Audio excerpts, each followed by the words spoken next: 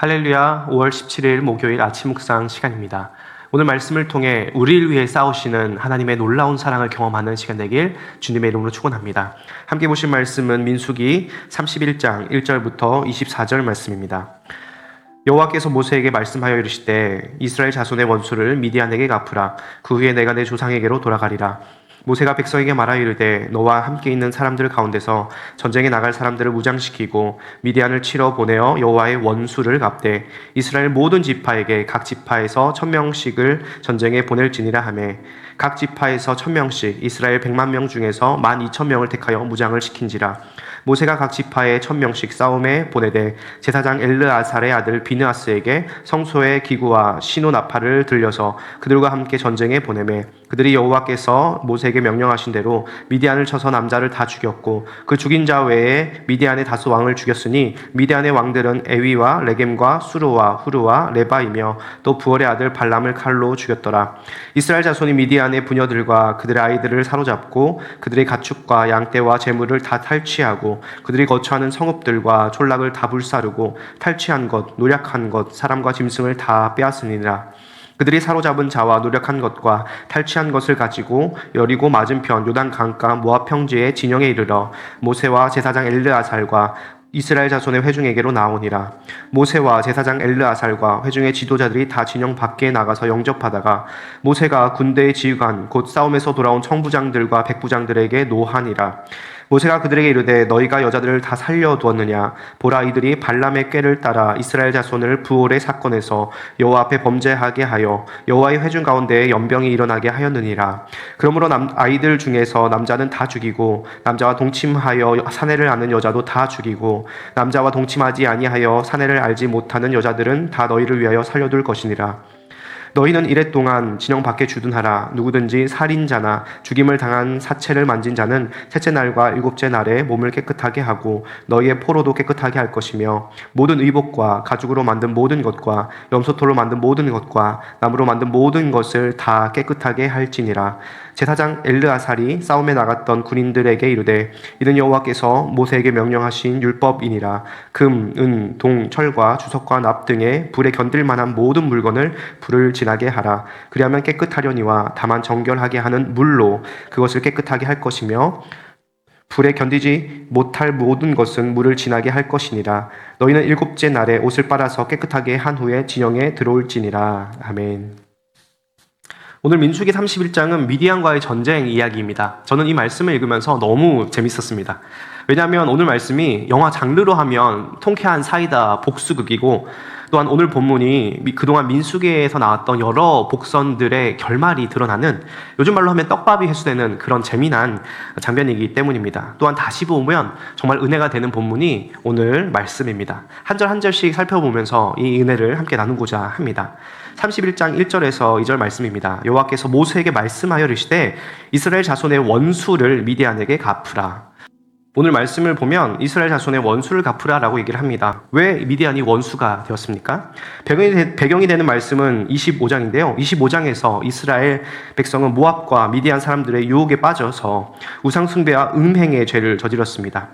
이스라엘 백성이 시딤에서 부올 사람이 섬기는 바알을 함께 섬기고 그들의 예배에 참여한 사건이 있었습니다. 다른 말로 하면 우상 숭배를 한 것이죠. 그때 당시 예배는 우리가 드리는 예배와 다르게 풍요와 다산을 기원하며 바알 신을 기쁘게 하기 위해 제사의식을 행했는데 그 의식은 바알 우상에게 제물을 드리고 또 절을 하고 남자들은 신전 창기와 성적인 음행을 하는 것이 그들의 예배였습니다. 이때 하나님께서는 크게 진노하셨고 연병으로 무려 24,000명의 이스라엘 백성들이 죽게 되었습니다. 광야 사건에서 가장 많은 사람들이 죽은 일이었습니다. 그래서 25장 마지막 부분에 16에서 18절에는 이스라엘을 우상숭배와 음행에 빠지게 한 미디안인들을 대적하고 치라고 하나님께서 명령하셨습니다. 여호와께서 모세에게 말씀하여 이르시되 미디안인들을 대적하여 그들을 치라. 이는 그들이 속임수로 너희를 대적하되 부올의 일과 미디안 지휘관의 딸 곧 부올의 일로 연병이 일어난 날에 죽임을 당한 그들의 자매 고스비의 사건으로 너희를 유혹하였음이니라. 이때 당시에 미디안을 쳐서 멸해했던 이유는 그 미디안을 통하여서 당시에 음란한 문화가 이스라엘 백성에게 들어왔기 때문입니다. 사단이 이 미디안을 통하여서 이스라엘의 죄의 씨앗을 심어 놓았기 때문입니다.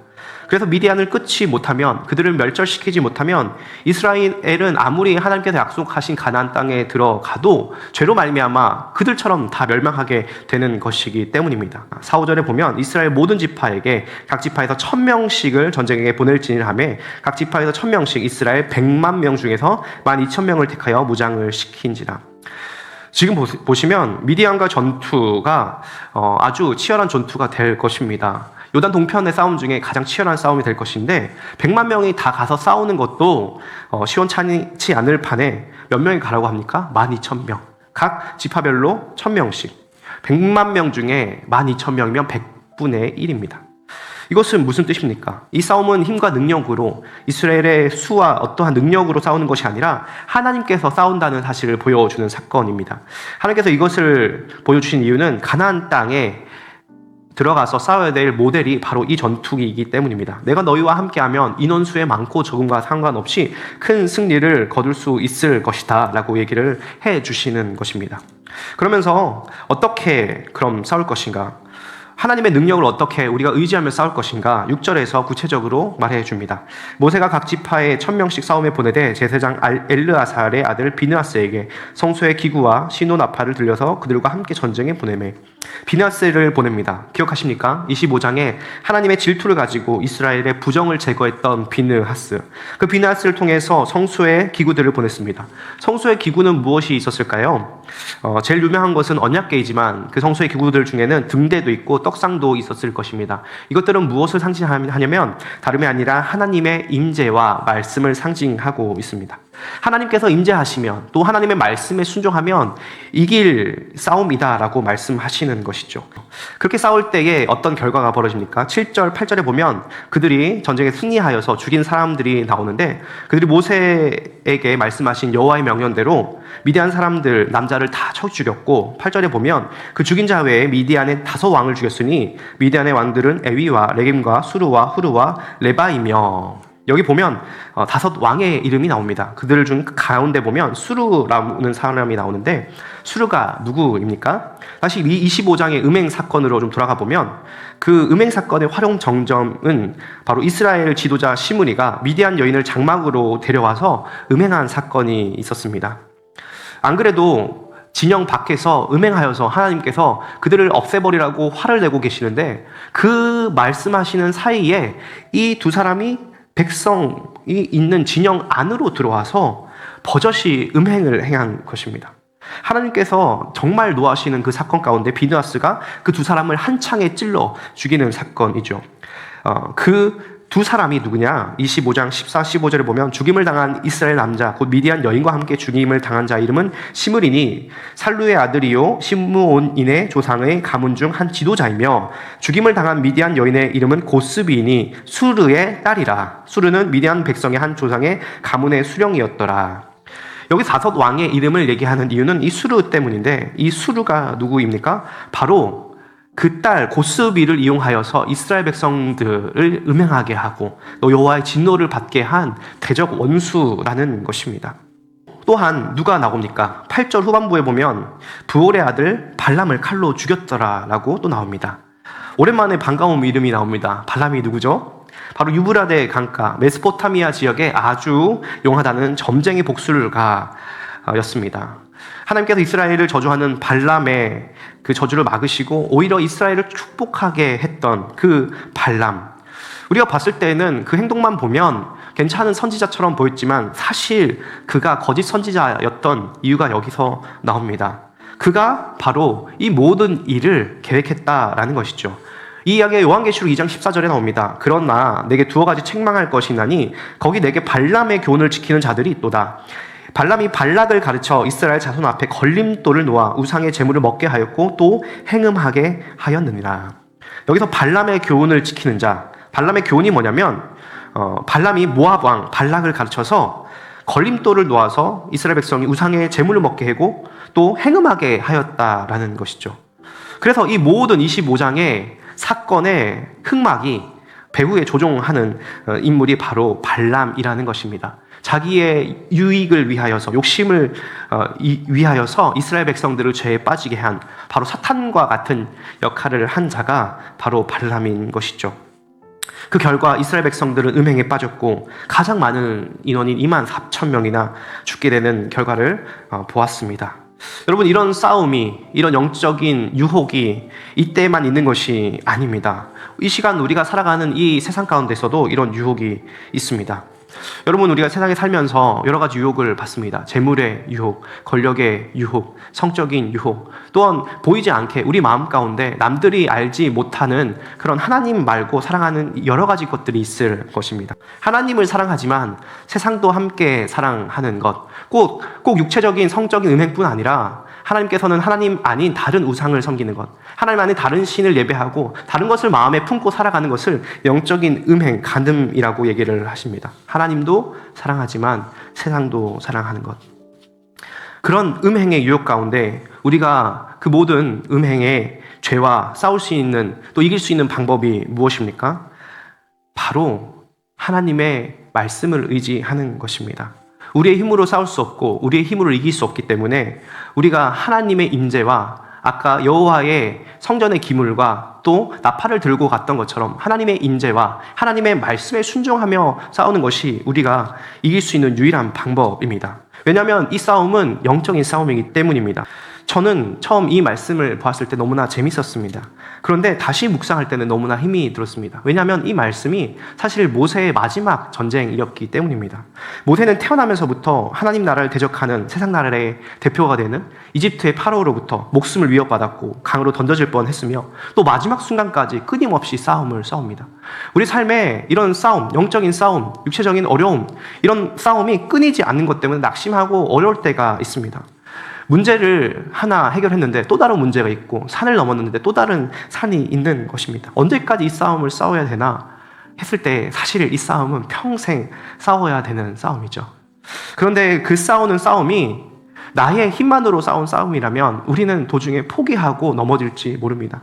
그런데 우리에게 희망과 소망을 주는 것은 무엇입니까? 오늘 3절 말씀에 모세가 백성에게 말하 이르되 너와 함께 있는 사람들 가운데서 전쟁에 나아갈 사람들을 무장시키고 미디안을 치러 보내어 여호와의 원수를 갚되라고 나옵니다.